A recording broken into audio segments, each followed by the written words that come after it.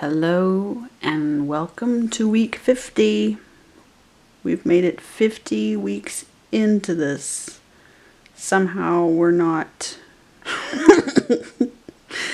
we've got more than that to go. I'm not sure where we lost or we added. Where did the math go with the year? There should be only, no, there should be 4 weeks left, but there are only 52 weeks to a year, so I'm not sure. Anyway, this is a little bit in between. Actually, well, I was going to do it separate, but I guess I'm just going to count it right into this video, into week 50, because there was more.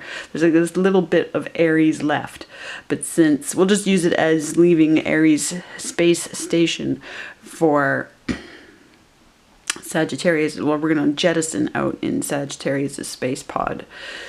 And the thing is, and I forgot how things come full circle, but back to the, if what I was doing in the last Aries video was talking about the chain of events and the emphasis on the dog in the Fool card, right? And Aries energy being very tied to dog spirit guides as well. You know, same as Leo is evidently very tied to, well, actually, you know what's interesting is that in the nakshatras, I think it's more in Cancer that the cat energy shows up. Even into Gemini.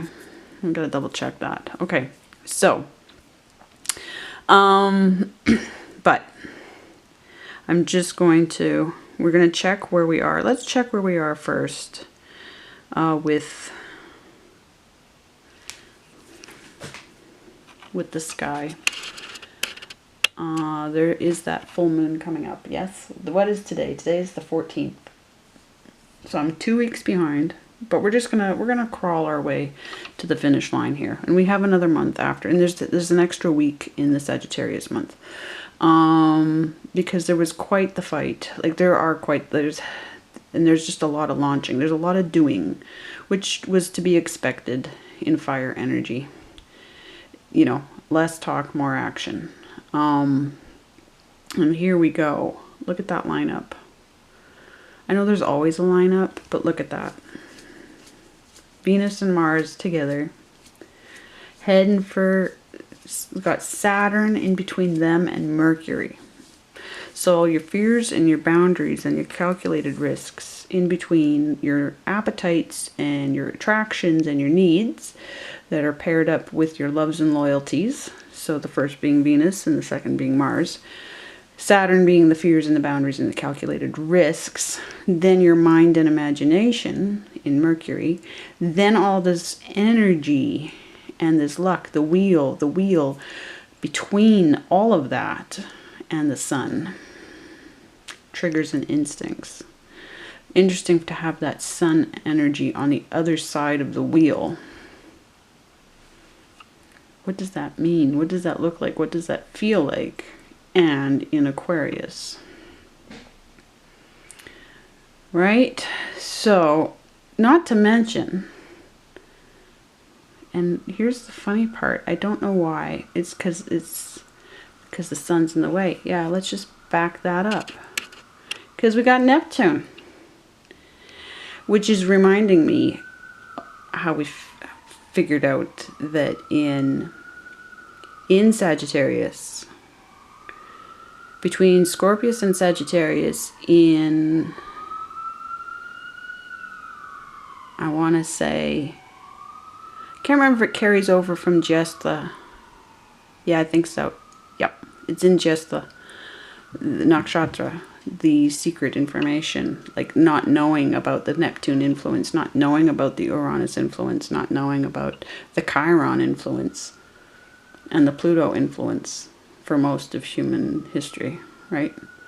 How we're made to crawl. All that secret information and influence on us. The sacred scavenger hunt of Scorpius. So, still some very strong Capricornus energy affecting. Because Mars is just entered. Okay. So, where's that moon going to be?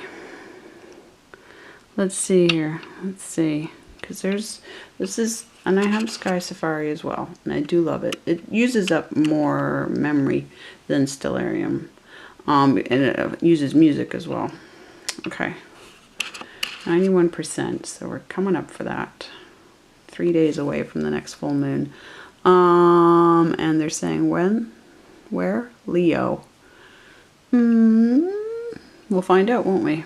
What does our calendar say? Now, the main thing that we have to adjust in the calendar for this is the transit of the sun. Right? Because it's definitely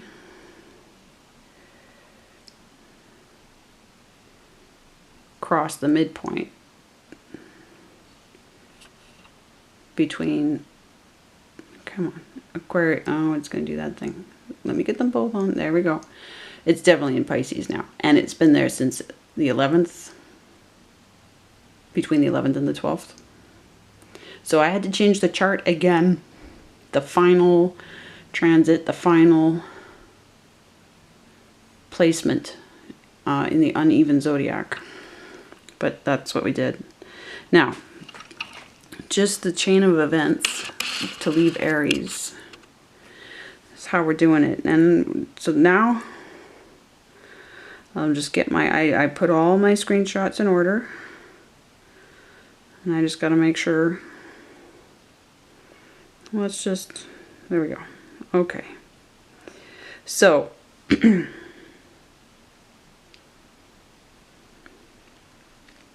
make sure I do this the right way. Oh, guess what I'll do is turn the fridge off. Okay, so back to this messenger, and that's December. Let me clear up the timeline on there. December 9th, this guy.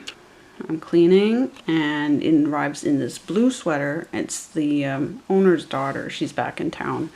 Brought him with her. And it's the first time he and I have met, and he's got tons to tell me. He's not sure at first, but he ends up on my lap and all, and I end up giving him some massive treats, paying him for his services. I know because of the blue, this is the blue that the people on the other side always communicate to me through. And I won't dwell on this too long, but so I know I've got like a Toto experience happening, especially, no, this is before, this is while we're in, probably while we're in Capricorn, in 10th house, finishing up the earth energy.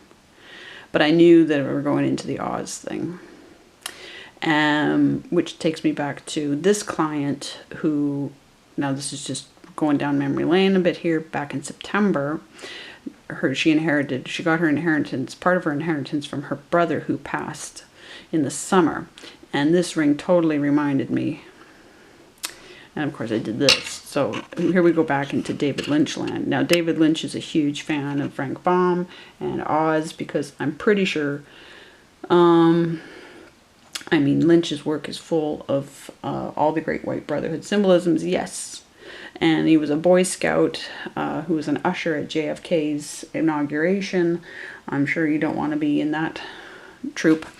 But no, I have, my best guess is that he's a theosophist, the same as Frank Baum was, or his own version of whatever. And he's got his Transcendental Meditation Foundation, the David Lynch Foundation. But he explained Blue Rose to me. The murder victims I help on the other side, the first thing they communicated to me through was a blue rose in another client's home, and that was back in 2018. Yep. And I've only just finally saw, I was down in the area again. I've gone over this story so many times, but just quickly, back in 91, just after my mother died, I was down in the area where they were filming Twin Peaks, because I have family there, just within miles of Twin Peaks. Also, David Schroeder, he ended up living not within miles of that area as well. And David Schroeder and I are very tied together cosmically. And in 2020, when I was stepping into this, before I knew I was going to be doing anything with astrology, or I guess when I started to know, I confronted some of his gang stalkers and caused a gas station explosion across from his home and his sister's home. Blew out her front porch windows. So that's the kind of bond we have. Used to be very close for a while there. He's a little upset with me ever since the explosion and the confrontation, but I got him a lot of evidence, not that it can get him anywhere. So he's a targeted individual. If you go to davidschurter.com, I'm Hampstead Research.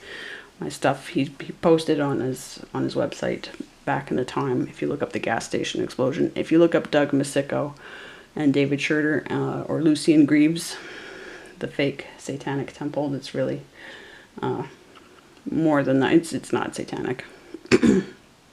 At least it's not primarily satanic, and other Satanists have a huge problem with it. Real ones do. Anyway, so this ring, bringing back memories from Twin Peaks, okay, shows up at my other client's home, and she, here we have Garland character in Twin Peaks, and somebody pointing out that this is where I found out that Lynch was a Wizard of Oz fan, Frank Baum fan, okay? Garland named after Judy, of course, and it's a recurring thing. So here's me and my little shrine to Ozma. I love, mostly because I love John R. Neal's illustrations, but I've had this long before I knew. I had very strong ideas of how important it was cosmically, but I wasn't on this path yet. Mallory, right here. This is the granddaughter of the woman who has that ring, okay? And this is in the center, that's Jan, and she has the ring, and from her brother. This is her brother, this is all her family, but this is brother Charlie, is who passed over this past summer, okay? And I've talked about him before because his daughter, Kelly Pansel, who as a very young mother, not a very young mother, but a new mother, their baby girl, Kelly did not make it back in 1987. She was in one of the neighborhoods that got wiped out. And in that same neighborhood, now I'm Kristen, Kristen, there was a baby who survived. I do remember the 1987. I was 9 years old at the time. It was a huge thing. So when I was looking this up to get information on Kelly, then I found out about this baby Kristen. And I hope she's doing very well. Now, on the day that I went looking for all of this, because of when Charlie passed, now Mallory, the granddaughter, if we go back, I'll just backtrack because I'm not quite sure I was clear enough. Mallory died in a very horrible way. And that is Jan's granddaughter, cousin to Kelly, who died in a very horrible way. That's me with a blue ball that floated across the river to me from Karina. This is my best friend's daughter, Karina, who was murdered in 2017. And this is Jazz. And in Jazz's aunt's home, somebody I cleaned for, the blue rose first appeared. And I knew Karina was getting me to see it.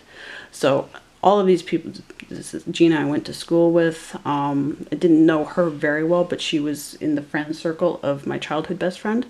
And she's one of the first people that communicated. Christiane Flug, the artist, is actually the first person who communicated with me. But this is Tim McLean. I actually clean the home I've been in for about 3.5 years. I've been looking after the home and business of the brother of the Crown prosecutor who lost the case against the Greyhound bus. Well, Vince Lee, who's been renamed and is back in public and stuff, who probably doesn't want to be. But so I'm very tied, feel very tied to Tim's energy. Gina was murdered horrifically. But so Mallory's very dear to me. And of course, so then Kelly. So, but I've always had this very strong bond because of, not just because of Wizard of Oz. I live in the northern part of Tornado Alley in Manitoba. But I would say even if I hadn't been, I would still have this thing about tornadoes and twisters. It's like a motif that is in my DNA. It's part of why I'm here. is to attach to that as basically, it's more than a symbol. It's a state of the universe that I can't handle, and it's a focal point. Now the thing is, if we get into the part of Capricorn and the nakshatras up there where a thing has to be repeated 3 times to that native for it to sink in, I ended up going to see Twister 3 times without intending any of those times to go see Twister. I went to the theater on 3 separate occasions to see different movies, and for some reason it happened to go see Twister instead. It ends up being like we know it's not a brilliant movie, but it is my favorite movie. Just it doesn't, you know, because, and of course Bill Paxton, and of course Philip Seymour Hoffman, but it based on this. Now, same day as I go back and find all this, I find out that Susan Shepard has passed. The wonderful Susan Shepard, whose Phoenix cards I use. So that's always forever tied together for me now. And the day that she passed, I had a lucid dream that a person dressed in white feathers came to relieve me of a tremendous amount of stress. And I had that journaled. So something about, some part of the shamanic journey. And the tornado, the Twister, is part of the shamanic journey. Okay. David would actually, there was a time when I was very upset over a relationship, and I started to journey. I started to go out of body, and it was after I had to stop watching. I was watching Twister just to get centered, and there was storm weather outside, and it was getting overwhelming, and I went up and laid down, and when I woke up, I didn't know where the hell I was. And then I was on the phone with David Schroeder, and he's like, well, that's because you started going out of body. You started journeying. The weather was all conducive. The tornado story was conducive. Like, you just got into the state. And I've only done it a few times since, but here's who it's based on. Tim Samaras, Paul Samaras, his son, and Carl Jung, and they were taken out mindfully by an F5 that was reclassed as less, but totally an F5, if not worse. And it paused for 20 seconds before coming for them. I'm amazed that I'm getting through this without crying. There's lots of stuff I don't cry, but it just, anyway. So that's who the movie's based in credit to. And here's Susan. And her daughter, Scarlet. And so the Phoenix cards, and my first deck of cards I ever got were the Black Moon astrology cards. And Black Moon ends up being pivotal because it's Kali's energy. Now, she had a poetry relationship with a Gwendolyn Brooks, did Susan. I have my primary psychic connection is with Gwendolyn McEwen, a Canadian poet. We co-write, and I swear to that. There's one other Canadian who's a diehard Gwendolyn McEwen fan, and if you go to YouTube and you can find recordings of her, he stole them from the archives and posted them online. And he and I were going to work on a project together because I found him, and then we were connecting, and I just fell behind, and I told him, you know, go on ahead without me. I'm too slow. But so we have each other. I will affirm for him. He's affirmed for me just how close we are to Gwendolyn, and our own work. So I've got several books, several things that I've been working on with her. As soon as I read her, she's one of the first. It's one of the first times that a book reached out to me, or a series of books. And one of her chapters in one of her books is the Book of Kali, the Fire Eaters as well. And I knew as soon as I started reading her writing, it's so unlike other writing, and I knew that it was a voice similar to mine. Like, I knew, when you find somebody whose footsteps you follow, right? So the fact that Susan has a Gwendolyn and I have a Gwendolyn, right? What is that? So this takes me on the truck journey. This whole idea of reminding you who you are, where you come from, right? And what you're here for. And so the the Oz, the Lynch, all of this stuff, right, takes me back. The truck, the convoy, okay? The convoy was huge this past month. And it's still, they're doing reunions right now and stuff. But this wonderful Dodge Ram. My favorite character in Twister is the Dodge Ram. One of the reasons the convoy got me right between, you know, right in the heart, is because the Dodge Ram is my favorite character. And I won't say why. But it's at the end. God, I cry over a truck, but I'm very emotional about vehicles. They were very good parents to me. So, so this takes me down the vehicle road. Now, this is, my dad didn't get a Dodge Ram, but one of his most recent vehicles that's still in his driveway is this Chevy Silverado with, yes, with the shell. Very important to point out that it has the shell. And so it's not exactly the Dodge Ram, but it is a red truck. He got it for his own reasons. But in the list of vehicles that we've had, that he's had, I'm 43 now. He has his own life. He's 77. But this, it's, we're talking like, what, 6 vehicles in my lifetime with him. And so, you know, odds were. And let's just look at it. So that's that experience. Now, because my kid always knows how to bring things into my life right on time. He brought David Lynch into my life thanks to Deadly Premonition, which he'd been aware of for years. And then finally this past summer, he's like, you know what? I really want to watch Twin Peaks, because Deadly Premonition is completely a ripoff of, and it's not a show, it's a game, but well, it's yeah. Anyway, so right now he's got me watching Initial D. Finally, from like, it's going back to 90. Well, it's got like 18 years or something like that, doesn't it? Anyway, my kid's a huge car person, always was. His show and tells at school when he was in kindergarten and, well, maternelle, were all about cars. He'd had the Auto Trader collection, still got them, you know. He'd take the catalogs from the library of car manufacturers, right? All that stuff. But Initial D, he's driving an AE86 Corolla, which is reminding me so much of, oh yeah, that's right.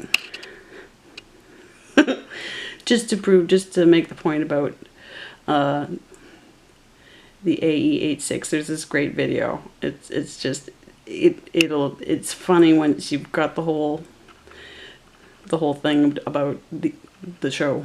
I was going to do a better job of explaining it, but I won't. This is roughly the car I was, as a toddler, my parents would put me to sleep in the back of it. Yeah.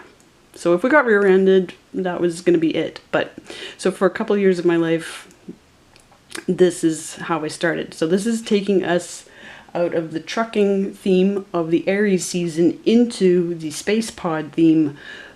And how you fit a truck with a space station, we still gotta accept that that was the major event, was the convoy, and the convoy's still going, yes. But now we're going into a space pod, so this seems completely space pod. The energy of that show of Initial D is like so much like an earthly space pod. So this is partly how I start life. Then we graduated to the Pontiac Le Mans. This took good care of me for a while. It wasn't exactly like this, but it was blue. And the vinyl had a cut on the dashboard, a wound. Then we went to the Renault, pretty close to this, and actually had this, yeah. And I did love the Renault. Then we really got my heart with the Corolla GTS, but Dad's was black and silver, and then it had the bra, of course, and it had the spoiler, but I think, no, it might have been a similar spoiler to that, but absolutely just adored it. My uncle got him to get it, and that was right after my mom. We picked that up the year we were down. That's what we drove down to Twin Peaks land, right after my mom died. He bought it right after she died.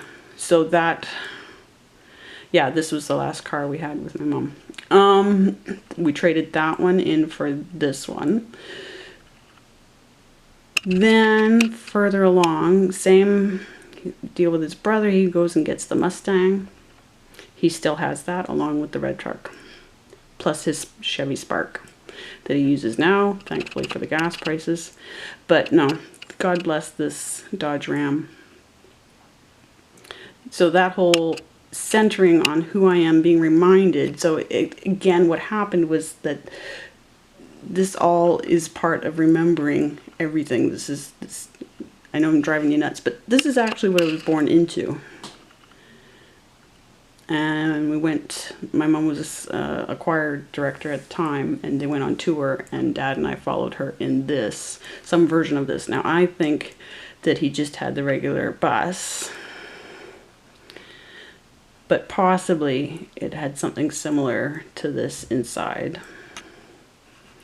But it's, I don't think it was actually the camper van, but that would be awesome. But that's not, I haven't checked with him again since. But there is the ultimate version of what I was born into. And then we traded that for the Tercel. Now this is Kelly, who didn't make it in Edmonton in 1987. This is her when she's little, and my Jan is holding her great aunt. No, her aunt, not great aunt, her aunt.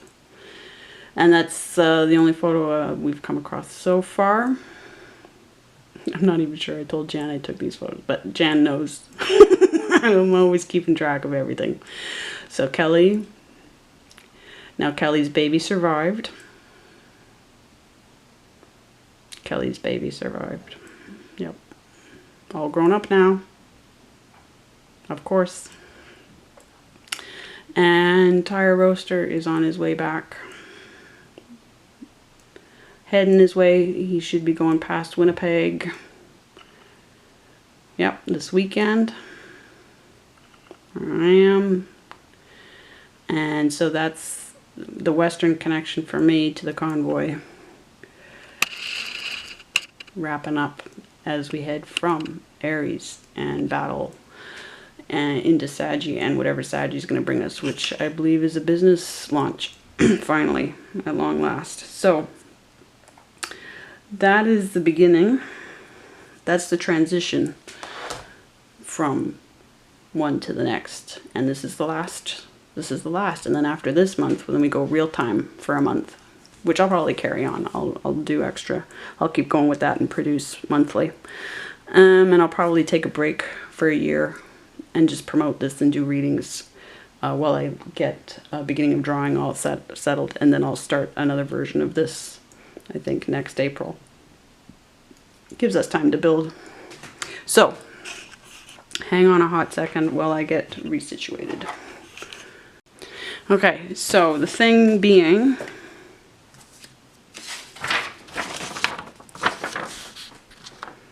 the sun, yeah, no, 16th comes too late. So, I put it between the 11th and the 12th. See, that's saying full moon in Virgo, and they're saying Leo. I'm going to go with Virgo. But we'll find out, won't we? We are over on the 14th here. So we've got the Ides of March, Mercury direct, yes. We're going to need to watch when. We got to watch Jupiter. Now, Venus direct, yeah, okay. But Mars should be North Node going retro. Spring equinox, yeah. Where's Mars? We're going to have to chart Mars. Mars should be right there. So what I needed to do, here's the regular version, well, the non-tarot version, just the astrological version. I did my ninth house, found my gaps.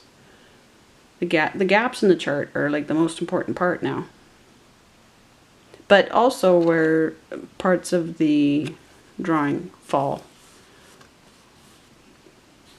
Like the foot lands right on the hand that's turning the wheel of my Jupiter, right? Let's see if I can get it focused. See? And the moon, this moon, lines right up with my Emperor in Mars. And the path, see where the path falls? Right there in Pushya, in the first two padas, but leaning towards the third pada, right next to where my Mars is. So the emphasis there. And you can go, that's crazy, but isn't all of it crazy then? And see how the flow between my, what is that? That's my Pluto, isn't it? Yep. And my North Node. So the temperance required between those two, yes, but also in the five of Pentacles and the Six of Pentacles. So there's a back and forth there, right? Then there's this gap in the Seven of Pentacles. How did I determine all of that? Because it's all got to match up. You start with the 9th house. But what I needed to do, what I really need to say first, is I needed to shorten Aquarius season, right? Because it's not starting on the 16th or the 15th. I pushed it back. I didn't push it quite as far back as I could. Right? But it's more towards the 12th and the 11th than the 15th, than the center, right? Yeah, it could even go back a little bit more. And then, of course, that makes Pisces larger. Because by God, we're going to hit Aries on the 15th, no matter what. See how these cups between my South Node and my Mercury, right? The flow there. Yeah, I edited it for that, but why wouldn't you? See where the moon and the path fall here. So you line that up and you say, okay, so there's something about Rohini, not just the planet placement of my Venus, but the fact that the path is falling here. Okay, so how do you set it up? What you do is first you go to, I start with probably Sagittarius, right? Because that's the energy. This is Sidereal. I've got Sagittarius up here in tropical as a little hint of a energy, right? Because that's how the calendar will follow it. But I create a wedge, I draw one inward, right? And fill it with this, and then I edit it for scale. Try to get it right to the, the dimensions of the card, yeah? But I draw it to fit the second house, which is matched up in whole house with my Sagittarius, right? And then I go to 9th house, whole, and I fill that up. But then, what did I do? I end up extending it because of other placements. All right, it gets a little. So that's that 9th, and then there's that 9th, right? And I fill in that 9th. Okay, so you start with that. Now, then you look at, well, what's in my 9th house? Where is it? It's in Cancer, okay? It's completely in Cancer, so that's my 4th house. So then I go and I put it in to my 4th house. But then it's already there because I have my 2nd house, right? Which is in Sagittarius, so it's going to affect my 2nd house anyway. So I put my 2nd house, because it's connected to that, I fill that in, right? So that already takes care of the 4th house. Now that affects the 3rd house.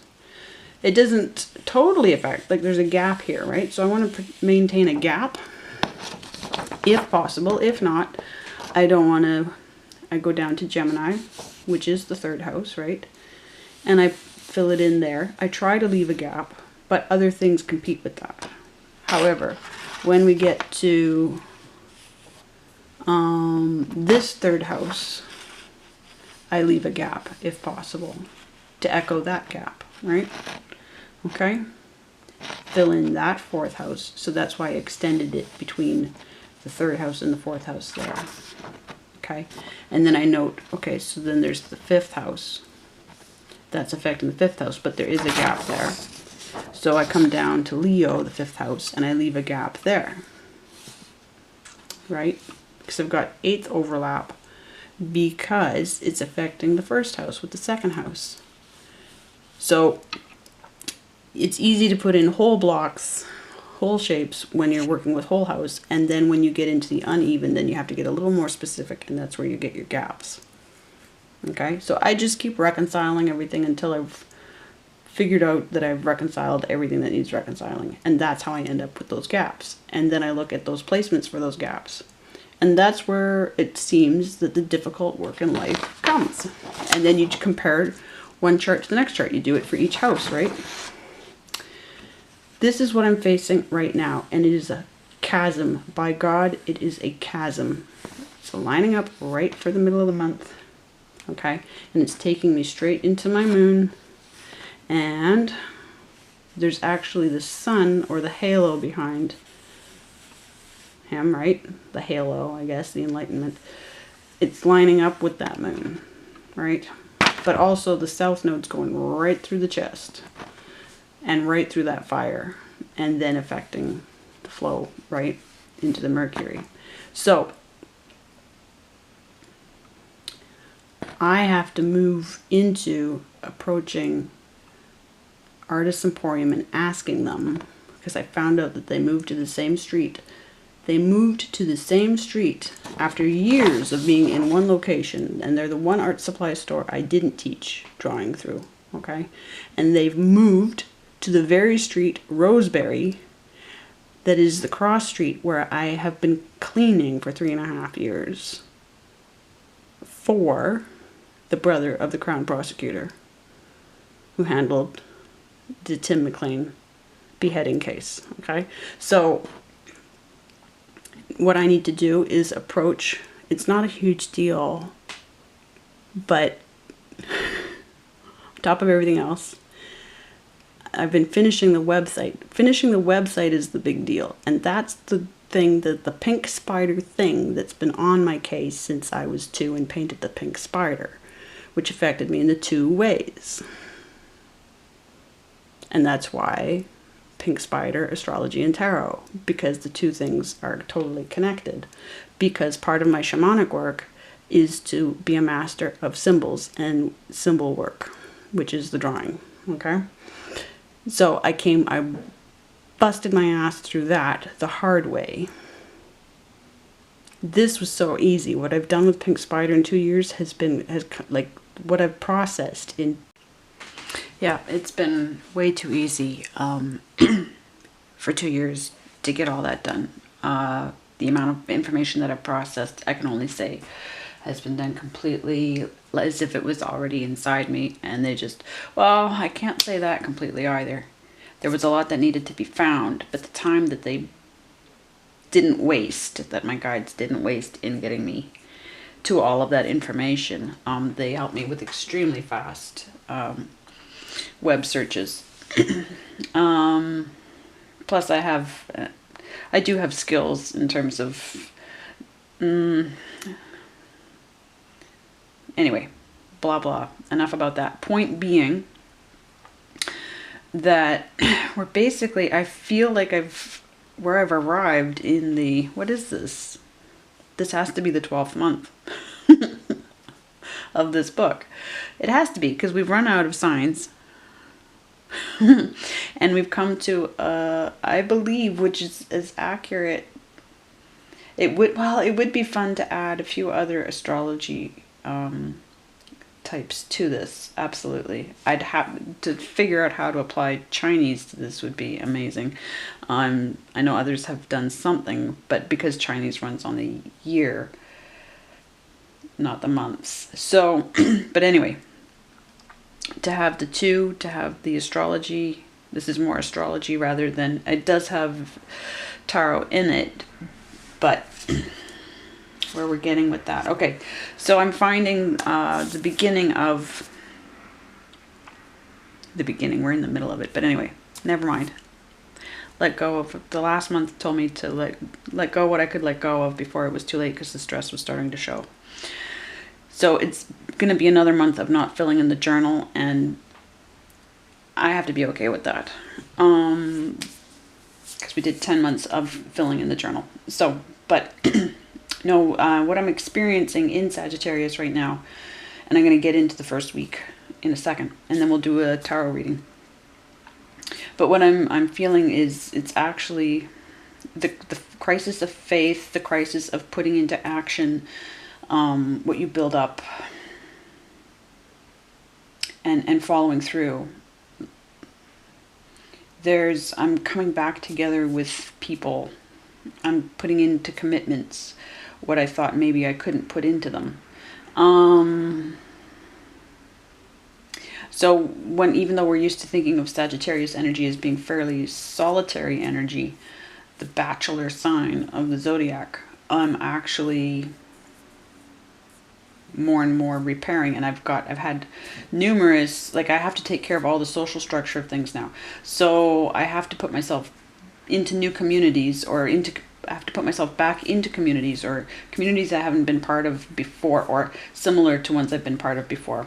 But I have a feeling a lot of Pisces energy is contributing to this. The fact that the sun is in Pisces. So, and the fact that Venus did all that groundwork, Venus and Mars in Sagittarius. There was a lot of prep work. So that suits the root work of Mula Nakshatra in Sagittarius. So we're going to pay more and more attention to the nakshatras till it's ingrained. Okay, so I'm going to go get I forgot my bar stool, so I'm going to go get that so I can sit. Well, am I? Why? I'm just going to need to stand up again. This is the week that we're in. And I think it's just as well to take a year to do a proper edit of this book. I got to do all new calendars anyway. But, so of course this still said Gemini, and that needed to be fixed. So we'll never let that happen again.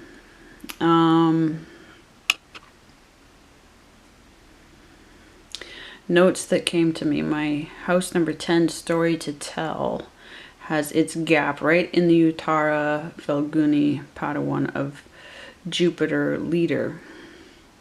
So in terms of Jupiter energies, yes. Now when I got to this, I had to reprint this because I had put in another version of this that was incorrect. I hadn't properly marked out. I had missed some. I had actually missed the whole Taurus connection through the second house. So I needed to go back and fix that. So the correlation for me between because of second house whole system, right? And then therefore Taurus. But if I get the bigger version out here, the Jupiter energy. So once we get down to, I'm speaking of this Uttara Phalguni.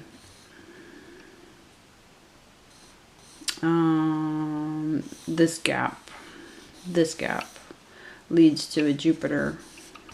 Oh, that's in Purva. What did I say?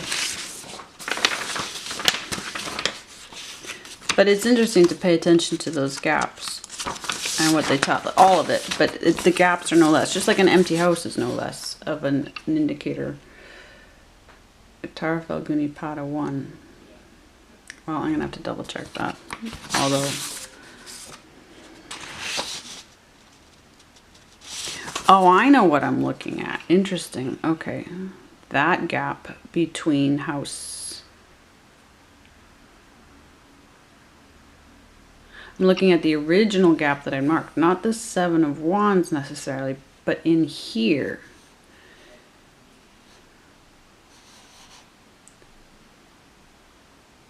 It's not so much a gap. It's the overlap of 10th house with 9th house. So the story that I have to tell plus my faith. And 8 wands would be communication. Ah, plus Jupiter. Oh my God, that's all the writing. I didn't expect that. And then leading right into the 11th house in Virgo. Wow. Okay, so the tail end of Leo. And that's the non-fiction energy? That's the non-fiction energy. Fiction energy over here. Well, Yeah, Uttara is nonfiction. More to the nonfiction, more to the documentary. Okay. So that's all the nonfiction writing. That's exactly what I've started off with. Okay. So the Year from Here series. Beginning of Drawing. Pink Spider. What else? Well, I've got a bunch of other nonfiction books in my catalog that I've got to work on. But, okay. Wow. So there's me right there having a moment. Okay. I gotta make note of that, which I will do as soon as I'm done this video. Okay. In terms of how close Jupiter energy feels. So that's similar to other things I know about it, but again, okay. Yeah, Miss Matson. I don't know if Mrs. Matson, maybe. I don't know if anybody remembers the PBS special. She was a science show host from the 60s, and it started with the Jupiter theme from The Planets by Gustav Holst.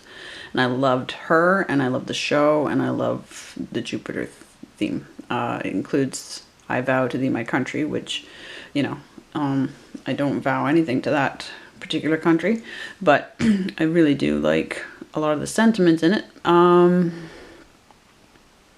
Now, yeah, my dad is like heavy Sagittarius because his heart and his mind and his south node are in Sagittarius. So I've grown up with someone who has a very hard time separating his thoughts from his feelings. Also his comfort zone, because that's what your south node is supposed to be. Yeah, I would say that feels quite true. And then because Venus was just in Sagittarius, so we went through a lot of Sagittarian energy. And then when I was in second house, and we did all the root work, because my second house is in Sagittarius, so like a ton of root work, that really came through very strongly to the point of past exhaustion. Traveling, yes, Dad and I have done a lot of traveling. Even Mom and Dad and I did a lot of traveling. We couldn't go too far because she was dying of cancer, but we did. And then, of course, I took my son to Egypt and Amsterdam and New York briefly, through New York to get back home. So travel's a big, believing in what travel does, how necessary it is now that's a luxury, I realize. Well, it's not even, because refugees travel. So it's and I never did it. I've always paid for it after the fact, or before the fact. But if I've had to, then, you know, as a single mother, I've gone without for the sake of going on those trips, because they needed to happen. Like especially the Egypt trip. One of my drawing students, her father was taken over there for a year because he's Egyptian. He wasn't taken, it was all work related, and so they invited us over to visit. So I took my son when he was 10, and it was put to me by God to do that, and that was before we knew how Scorpio we both were, and all things Scorpio are supposed to be Kameshan, Egyptian. So yes, and what Kemet, I need to say. Even though, and when you're there, you call Cairo Mas, because that's what the people call it that live there. Scorpius and Capricornus energies. Yeah, so that's my, we have the overlap for me of my first house, between whole house system and Ezra Regio Montanus system. So there's this back and forth flow for me through Sagittarius, between where my first house plays out from in Scorpius to where it plays out to in Capricornus. And so to flow in it's not my state of being, but it's what happens to me. It's how things, I guess it's how I interact. It's the flow of my interactions. So does that make sense?